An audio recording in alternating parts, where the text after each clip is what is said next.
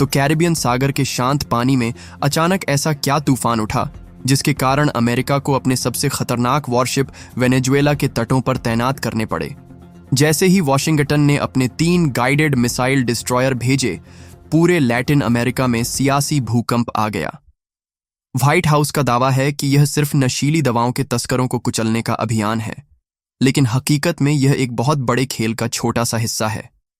असली निशाना वेनेजुएला का तेल है और उससे भी बड़ा टारगेट है भारत का बढ़ता प्रभाव। क्योंकि जब भी अमेरिका कहता है कि हम सिर्फ ड्रग्स के खिलाफ लड़ाई लड़ रहे हैं, तो पर्दे के पीछे का खेल कुछ और ही चल रहा होता है। और इस बार का खेल सीधे सीधे भारत की ऊर्जा सुरक्षा को निशाना बनाने का है। दरअसल अमेरिका की सबसे बड़ी दिक्कत यह है कि आज भारत वेनेजुएला का सबसे बड़ा तेल का ग्राहक बन गया है। जब 2019 में अमेरिका ने वेनेजुएला पर कड़े प्रतिबंध लगाए थे, तब भी भारत ने डट कर वहां से तेल खरीदा था। वॉशिंगटन की धमकियों और दबाव की भारत ने तब भी परवाह नहीं की थी। यही बात अमेरिकी प्रशासन की आंखों में खटकती रही है। डोनाल्ड ट्रंप ने कई बार सार्वजनिक रूप से भारत पर तंज कसा है कि भारत अमेरिकी हिदायतों को गंभीरता से नहीं लेता।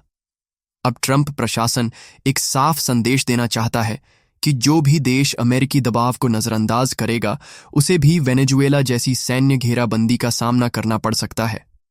इस बीच वेनेजुएला के राष्ट्रपति निकोलस मादुरो ने अमेरिका को मुंहतोड़ जवाब दिया है। मादुरो ने साफ शब्दों में कहा है कि यह खुली जंग की धमकी है और वेनेजुएला किसी भी हाल में झुकने वाला नहीं है। अमेरिका ने जो वॉरशिप भेजे हैं, वे इतने शक्तिशाली हैं कि किसी भी छोटे देश की रक्षा व्यवस्था को मिनटों में धराशायी कर सकते हैं। इन डिस्ट्रॉयर के साथ 4000 से अधिक मरीन कमांडो, एक अत्याधुनिक अटैक सबमरीन और गश्ती विमानों का पूरा बेड़ा भी तैनात किया गया है।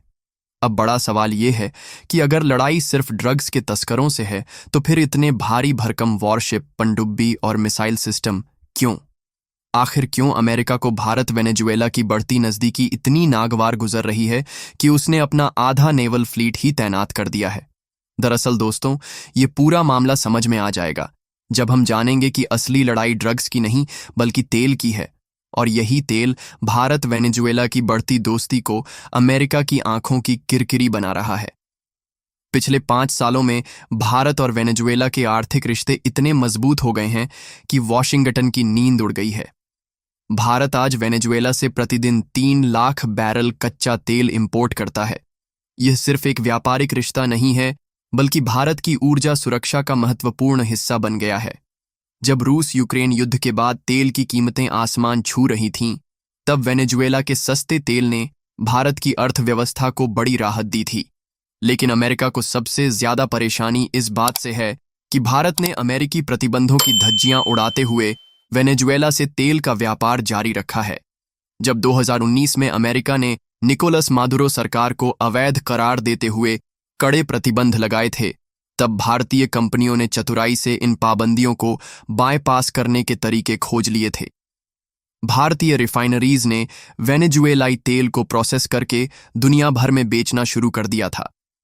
इससे न केवल भारत को सस्ता तेल मिला, बल्कि वेनेजुएला की अर्थव्यवस्था भी अमेरिकी प्रतिबंधों के बावजूद चलती रही। अमेरिकी रक्षा विभाग की गुप्त रिपोर्ट के मुताबिक भारत वेनेजुएला व्यापार से वेनेजुएला सरकार को सालाना 15 अरब डॉलर की आमदनी हो रही है। यह पैसा सीधे मादुरो सरकार के खजाने में जा रहा है और अमेरिकी प्रतिबंधों को बेअसर कर रहा है। वॉशिंगटन का मानना है कि अगर भारत का यह सहयोग न होता, तो मादुरो सरकार कब की गिर चुकी होती। इसीलिए पेंटागन ने तय किया है कि अब भारत को सबक सिखाने का वक्त आ गया है। अमेरिकी वॉरशिप की तैनाती सिर्फ वेनेजुएला को डराने के लिए नहीं, बल्कि भारत को चेतावनी देने के लिए भी है। ट्रंप प्रशासन का संदेश साफ है कि अगर भारत ने अमेरिकी हितों के खिलाफ जाना बंद नहीं किया, तो भविष्य में उसे भी इसी तरह की नौसैनिक घेराबंदी का सामना करना पड़ सकता है। लेकिन अब बड़ा सवाल यह है कि क्या अमेरिकी दबाव के आगे भारत और वेनेजुएला झुकने वाले हैं?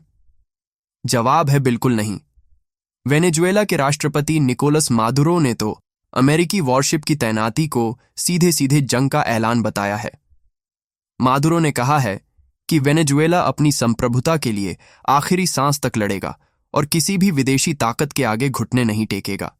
वेनेजुएलाई सेना को हाई अलर्ट पर रखा गया है और तटीय रक्षा प्रणाली को सक्रिय कर दिया गया है। मादुरो ने अपने सहयोगी देशों रूस, चीन और ईरान से मदद मांगी है। रूस ने तुरंत अपने 2 लड़ाकू विमान वेनेजुएला भेजने की घोषणा की है। दूसरी तरफ भारत भी अमेरिकी दबाव के आगे झुकने को तैयार नहीं दिख रहा। भारत सरकार के सूत्रों के मुताबिक नई दिल्ली ने साफ कर दिया है कि भारत अपनी ऊर्जा जरूरतों के लिए किसी भी देश से तेल खरीद सकता है। विदेश मंत्री एस जयशंकर ने अमेरिकी दबाव के जवाब में कहा है कि भारत अपनी ऊर्जा सुरक्षा किसी की मर्जी पर निर्भर नहीं छोड़ सकता। भारतीय तेल कंपनियों को निर्देश दिया गया है कि वे वेनेजुएला से तेल खरीदना जारी रखें। रिलायंस और इंडियन ऑयल कॉरपोरेशन ने पुष्टि की है कि अमेरिकी धमकियों के बावजूद वे वेनेजुएलाई तेल का आयात जारी रखेंगे। भारत वेनेजुएला के बीच सिर्फ तेल का व्यापार नहीं, बल्कि रणनीतिक साझेदारी भी बढ़ रही है। दोनों देशों के बीच रक्षा सहयोग समझौता हुआ है। भारत वेनेजुएला को अपने ब्रह्मोस मिसाइल और तेजस लड़ाकू विमान बेचने पर विचार कर रहा है। वेनेजुएला ने भारतीय कंपनियों को अपने तेल क्षेत्रों में निवेश का न्योता दिया है। दोनों देशों के बीच डॉलर की बजाय स्थानीय मुद्राओं में व्यापार की योजना चल रही है। यह सब कुछ अमेरिका की डॉलर आधारित वैश्विक व्यवस्था के लिए सीधी चुनौती है। इसीलिए वॉशिंगटन इतना परेशान है और अब वह सैन्य दबाव का रास्ता अपना रहा है। अब सबसे बड़ा सवाल यह है कि आगे क्या होगा। क्या अमेरिका वाकई वेनेजुएला पर हमला करने की तैयारी में है या यह सिर्फ दिखावे की कार्रवाई है? रक्षा विशेषज्ञों के मुताबिक अमेरिका फिलहाल सीधी लड़ाई नहीं चाहता, क्योंकि वेनेजुएला पर हमले का मतलब होगा रूस और चीन से सीधी टक्कर। रूस ने पहले ही चेतावनी दे दी है कि वेनेजुएला पर किसी भी तरह का हमला रूसी हितों पर हमला माना जाएगा। चीन भी अपने अरबों डॉलर के निवेश की रक्षा के लिए कदम उठा सकता है। इसलिए अमेरिका की रणनीति आर्थिक नाकाबंदी और राजनीतिक दबाव से मादुरो सरकार को गिराने की है। लेकिन भारत के लिए यह स्थिति एक बड़ी चुनौती है। अगर अमेरिकी वॉरशिप वेनेजुएलाई तेल की सप्लाई रोक देते हैं तो भारत की ऊर्जा सुरक्षा को गंभीर नुकसान हो सकता है। भारत को प्रतिदिन 50 लाख बैरल तेल की जरूरत होती है, जिसमें से वेनेजुएला का हिस्सा लगातार बढ़ रहा था।